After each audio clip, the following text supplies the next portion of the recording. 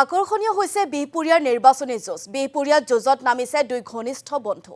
BJP প্ৰাৰ্থী তথা একালৰ সতীৰ্থ ভূপেন বৰাৰ বিৰুদ্ধে নিৰ্বাচনী ৰণত নামিছে কংগ্ৰেছ প্ৰাৰ্থী নাৰায়ণ ভূঞা। সমষ্টিটোৰ চুকে কোণে নিৰ্বাচনী প্ৰচাৰ চলাই ভূপেন বৰাৰ সন্মুখত গঢ়ি তুলিছে এতিয়া তীব্ৰ প্ৰত্যাহ্বান। আৰু বিহপুৰীয়াৰ নিৰ্বাচনী যুঁজ যিহেতু তীব্ৰতৰ হৈছে বা আকৰ্ষণীয় হৈছে, সেই ৰাজনৈতিক পৰিৱেশটো আমি কিছু জানিবলৈ চেষ্টা কৰিম আমাৰ সাংবাদিক জগত বৰাৰ জৰিয়তে। ক্ৰমাৎ আকৰ্ষণীয় হৈ পৰিছে বিহপুৰীয়া বিধানসভা সমষ্টিৰ নিৰ্বাচনী প্ৰেক্ষাপট। মই উপস্থিত আছোঁ বিহপুৰীয়া বঙালমাৰত যিহেতু বিহপুৰীয়া বিধানসভা সমষ্টিৰ কংগ্ৰেছ দলৰ প্ৰাৰ্থীগৰাকী আছে।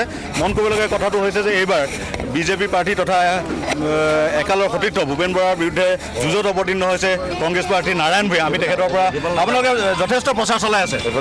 হয়, আজি আমাৰ এই বঙালমৰাত আমাৰ এইখন আমাৰ 6 নম্বৰখন মিটিং আৰু 2-3খন মিটিং আছে। আমি ইয়াৰ পাছত আমি 8টা বজাত আমি সমাপ্ত কৰিম। কি আশা কৰিছে? আমি একেবাৰে থলুৱা মানুহ, একেবাৰে ঘৰুৱা মানুহ। আমি বিহপুৰীয়া ৰাইজে ইতিমধ্যে সিদ্ধান্ত লৈছে।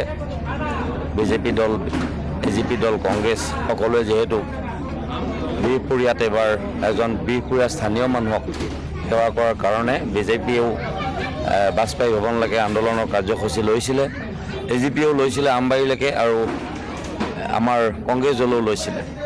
কিন্তু সকলো কথা বাকী দলে নস্যাৎ কৰি কেৱল কংগ্ৰেছ দলে বিহপুৰীয়াৰ এজন সন্তানক, বিহপুৰীয়া ৰাইজক সেৱা কৰাৰ সুযোগ দিছে। আৰু তাৰ বিপৰীতে ইয়াত কেইবাজনো বিজেপি দলৰ বিষয়ববীয়াই টিকেট বিচাৰিছিলে, কাৰ্যকৰ্তাই টিকেট বিচাৰিছিলে।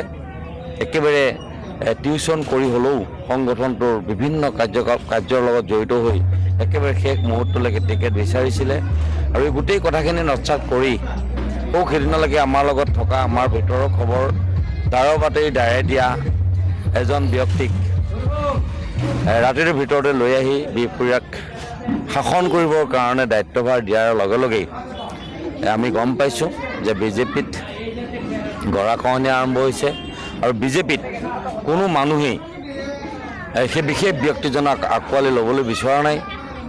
আমি তাৰ ফলস্বৰূপে দেখা পাইছোঁ যে যেতিয়া এই ট্ৰিপল ইঞ্জিন চৰকাৰ বুলি কয়, যেতিয়া নমিনেশ্যনখন দিবলৈ গৈছিল, সেই নমিনেশ্যন দিবলৈ যাওঁতে কোনো বিজেপিৰ কোনো টিকেট বিচৰা কোনো ব্যক্তিক আমি লগত যোৱা নেদেখিলোঁ। কেৱল পুৰণা কংগ্ৰেছৰ তেখেতৰ লগত থকা 10 বছৰীয়া পুৰণা শাসনকালৰ কেইজনমান বিশেষ দালালৰ লগত লৈ নমিনেশ্যন দিয়া আমি দেখা পালোঁ। আৰু তাৰ পাছত যেতিয়া বিজেপিৰ কোনো মানুহে সংগ দিয়া নাই, মুখ্যমন্ত্ৰী মহোদয়ক অৱগত কৰিলে যে মোক সংগ দিয়া নাই। আৰু তাৰ পাছত মুখ্যমন্ত্ৰীক নিমন্ত্ৰণ কৰি আনিলে বিহপুৰীয়ালৈ। আৰু বিহপুৰীয়ালৈ অহাৰ পাছত আমি মিটিঙত দেখা পালোঁ যে ৰঙানদী আৰু বিহালী গহপুৰৰ কিছু ব্যক্তিক লৈ আমাৰ বিহপুৰীয়াৰ এখন ৰাজনৈতিক সভা কৰিলে। আৰু সেই সভাখনত আমি এইটো কথাও দেখা পালোঁ যে মুখ্যমন্ত্ৰী মহোদয়ে একেবাৰে নিজ মুখে ক'বলৈ বাধ্য হ'ল যে ভূপেন কুমাৰ বৰা ডাঙৰীয়াৰ মুখখনৰ মূল্য নাই, মোৰ মুখখনলৈ চাই আপোনালোকে ভোট দিব। যিহেতু মই ভূপেন কুমাৰ বৰা ডাঙৰীয়াক কংগ্ৰেছৰ পৰা বিজেপিলৈ আনিছোঁ, আৰু মই কংগ্ৰেছৰ পৰা বিজেপিলৈ আনি বিহপুৰীয়াত টিকেট দিছোঁ, আপোনালোকে মোৰ মুখখনলৈ চাই ভোটটো দিব। সেই কথাটো উপলব্ধি কৰাৰ কাৰণে আমি ধন্যবাদ জনাইছোঁ তেখেতক, মুখ্যমন্ত্ৰীক, যে ইয়াত আজিৰ দিনত বিহপুৰীয়াত যে ভূপেন কুমাৰ বৰা ডাঙৰীয়াৰ ফেচ ভেলু নাই, এই কথাটো বুজি পোৱাৰ কাৰণে, উপলব্ধি কৰাৰ কাৰণে মই ধন্যবাদ জনাইছোঁ। আৰু মুখ্যমন্ত্ৰী মহোদয়ক এইটোও ক'বলৈ বিচাৰিছোঁ যে ইয়াত একেবাৰে স্থানীয় মানুহ হিচাপে 5টা বছৰ সংগঠন কৰি থকা এই 5জন-6জন আৰু জনজাতিৰো এজন বিশেষ ব্যক্তি আছিল হৰেণ দেউৰী, সেইসকলৰ যি কষ্ট একেবাৰে অৰ্থলৈ যোৱাই সংগঠন কৰাৰ পাছত, নিজৰ ধন খৰচ কৰাৰ পাছত, সংগঠনটো মজবুত কৰি ৰখাৰ পাছত, যেতিয়া তেখেতসকলৰ মুখলৈ মুখ্যমন্ত্ৰীয়ে যেতিয়া নাচালে, আৰু সেই সকলোৱে এতিয়া মিলি এটাই কথা কৈছে যে আমি মুখ্যমন্ত্ৰীৰ মুখলৈ নাচাওঁ। কিমানমান ভোটৰ ব্যৱধানত জয় হ'ম বুলি আশা কৰিছে? আমাৰ ইয়াতে ভোট আছে 1,64,400 ভোট আছে। আৰু আমি আশা কৰিছোঁ যে 1,40,000 ভোট ইয়াত পোল হ'ব, আৰু 1 লাখ ভোট আমি পাম বুলি আমাৰ আশাবাদী।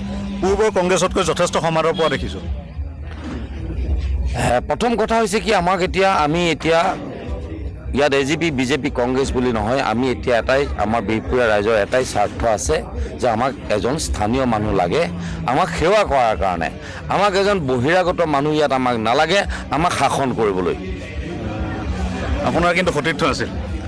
সতীৰ্থ বা ৰাজনৈতিক সতীৰ্থ আছিল।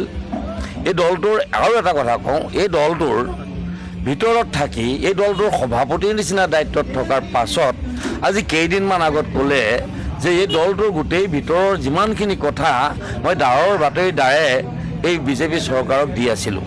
আচলতে এটা কথা চাওক, এইটো বৰ লজ্জাজনক কথা, বৰ লাজ পাইছোঁ।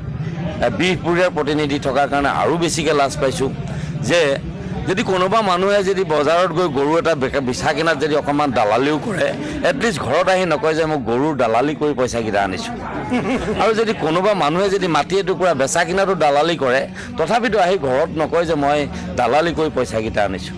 ক'ৰবাত যদি ট্ৰাক এখন ক'ৰবাত যদি লগোৱা মেলোৱা কৰি পেলাই যদি আৰু এনেদৰে আচলতে বিহপুৰীয়াৰ যি নিৰ্বাচনী যুঁজখন সেয়া অধিক আকৰ্ষণীয় হৈ পৰা দেখিবলৈ পোৱা গৈছে। আৰু প্ৰতিদিন টাইমৰ আগত এনেদৰে নিজৰ যি আচলতে নিৰ্বাচনী মতামত সেয়া ব্যক্ত কৰিছে কংগ্ৰেছ প্ৰাৰ্থী নাৰায়ণ ভূঞাই। কাৰণ একালৰ সতীৰ্থ যিটো ভূপেন বৰাৰ সন্মুখত এইবাৰ তীব্ৰ প্ৰত্যাহ্বান এক প্ৰকাৰ গঢ়ি তুলিছে নাৰায়ণ ভূঞাই আৰু যথেষ্ট আত্মবিশ্বাসী কংগ্ৰেছ প্ৰাৰ্থীগৰাকী।